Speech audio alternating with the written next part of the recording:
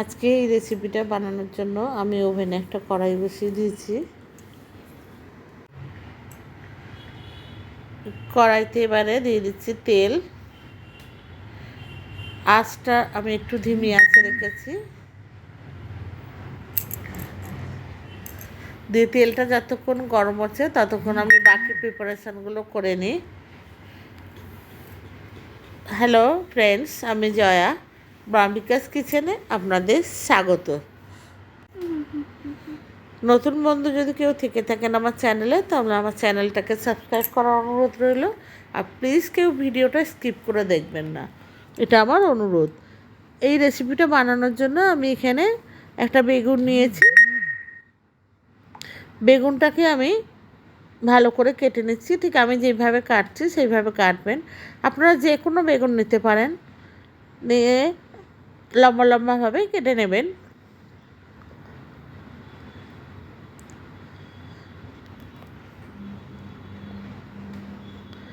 আমি বেগুনটাকে ঠিক লম্বা লম্বাভাবে কেটে নিচ্ছি। দেখুন বন্ধুরা, আপনারা যে কোনো বেগুন যেমনভাবে হোক লম্বা লম্বা করে কাটলে বেশি ভালো লাগে। আর যারা আমার চ্যানেলটাকে অলরেডি সাবস্ক্রাইব করে রেখেছেন তাদেরকে অসংখ্য ধন্যবাদ। আর ভিডিওটি সম্পূর্ণ দেখার অনুরোধ রইল। ভালো লাগলে অতি অবশ্যই লাইক, শেয়ার, কমেন্টস করবেন। আর নতুন বন্ধুরা পাশে থাকা বেল আইকনটা অতি অবশ্যই প্রেস করে দেবেন, কারণ আমি যখন কোনো ভিডিও আপলোড করব সবার প্রথম আপনাদের কাছে যাতে পৌঁছায়। আর আমি আবার অনুরোধ করছি, প্লিজ কেউ স্কিপ করে দেখবেন না। এই বেগুনটাকে দেখুন আমি এইভাবে লম্বা লম্বা করে কেটে নিচ্ছি।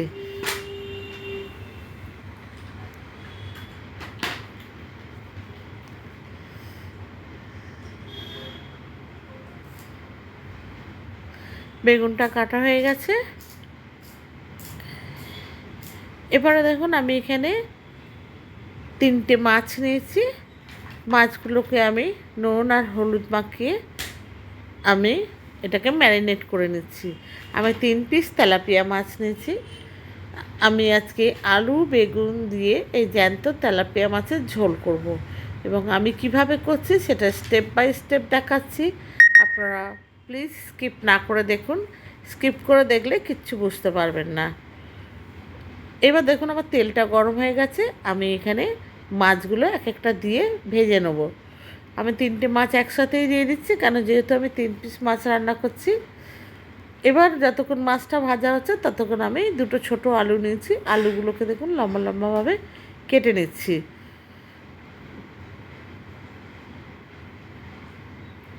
এভাবে আমি লম্বা লম্বা কেটে নিলাম।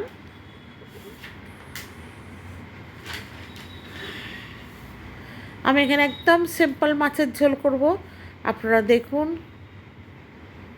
তাহলে বুঝতে পারবেন যে কীভাবে আমি রান্না করছি। আলুগুলো কাটা হয়ে গেছে।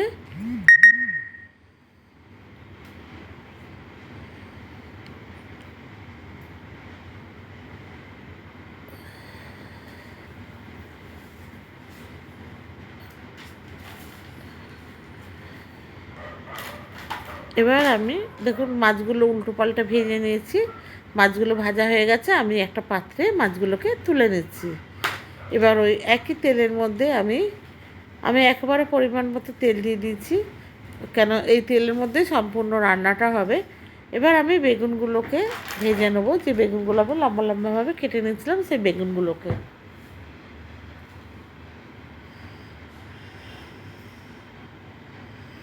বেগুনগুলো একটু লাল করে ভাজবো। যতক্ষণ বেগুন ভাজা হচ্ছে ততক্ষণ আমি মশলাটা তৈরি করে নিই। এখানে দেখুন আমি 1 চামচের মতো জিরে গুঁড়ো নিয়েছি।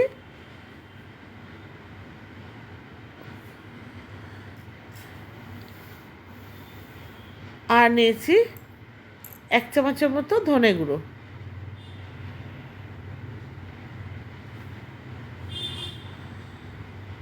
দিয়ে এটাকে আমি জল দিয়ে একটুখানি ভিজিয়ে রাখবো।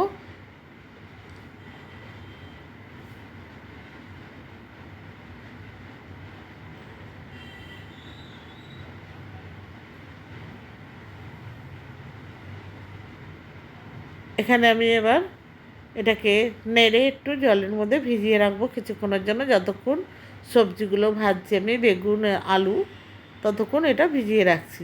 এখানে 1 চামচের মতো হলুদ গুঁড়োও দিয়ে দিলাম, দিয়ে পুরো মশলাটা আমি ভিজিয়ে রাখবো। আর আমি এখানে কিন্তু কাঁচা লঙ্কা রান্না করছি, আপনারা চাইলে লাল লঙ্কা ইউজ করতে পারেন। বেগুনগুলো ভাজা হয়ে গেছে, আমি এবার বেগুনগুলোকে পাত্রের মধ্যে তুলে নিচ্ছি।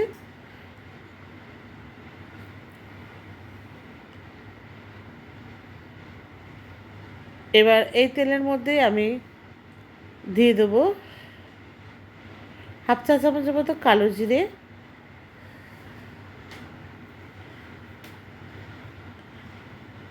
দেখুন কালো জিরেটা হাতের মধ্যে নিয়ে একটু ঘষে নেবো, মানে রগড়ে নেবো, দিয়ে তারপর তেলের মধ্যে দিয়ে দেবো। ফেসবুক পেজ থেকে যদি কেউ দেখে থাকেন আমার ভিডিওটা, তাহলে আমার পেজটাকে ফলো করার অনুরোধ রইল। আর নতুন বন্ধুরা আমার চ্যানেলটা যদি সাবস্ক্রাইব না করে থাকেন, তাহলে আমার চ্যানেলটাকে সাবস্ক্রাইব করার অনুরোধ রইল। আর যারা এতদিন আমাকে আমার পাশে থেকেছেন তাদেরকে অসংখ্য ধন্যবাদ। আর যেভাবে পাশে থেকেছেন আশা করছি সেভাবেই আমার পাশে থাকবেন। তাহলে চলুন পরে আর একটুখানি এগিয়ে যাই রেসিপিটার মধ্যে। দিয়ে কালো জিরে এবং আলু দুটোই দিয়ে দিলাম, দিয়ে এবারে আমি এটাকে একটু লাল লাল করে ভেজে নেবো, মানে আলুটাকে।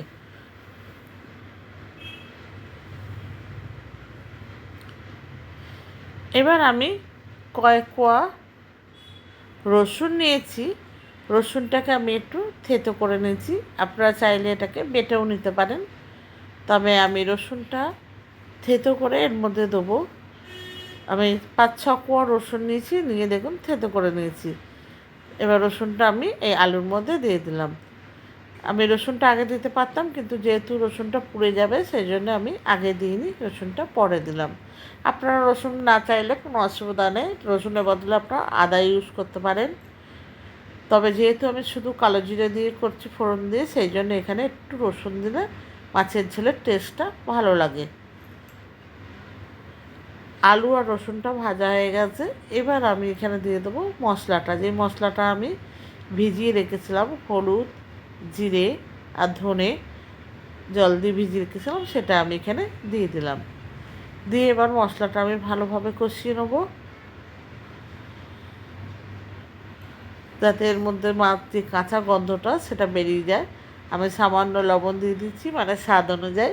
আপনারা আপনার স্বাদ অনুযায়ী নুনটা দেবেন, মানে লবণটা আপনারা আপনাদের স্বাদ অনুযায়ী দেবেন, ঝালটাও ঠিক আপনারা আপনাদের স্বাদ অনুযায়ী দেবেন।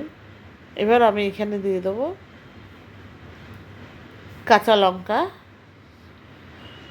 কাঁচা লঙ্কাগুলো ভেঙে আমি টুকরো করে দিয়েছি, দিয়ে ভালো করে, আপনারা চাইলে কাঁচা লঙ্কাটা আধ বাটা করেও দিতে পারেন।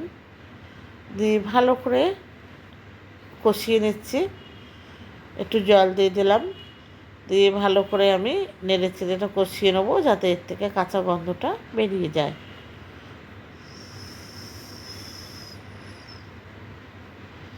এবার কষানো হয়ে গেছে, আমি এবার পরিমাণ মতো জল দিয়ে দিচ্ছি, যাতে এমনভাবে যাতে 3টে মাছ দিলে ঝোল, মানে ঝোল থাকে সেরমভাবে আমি জলটা দিয়েছি।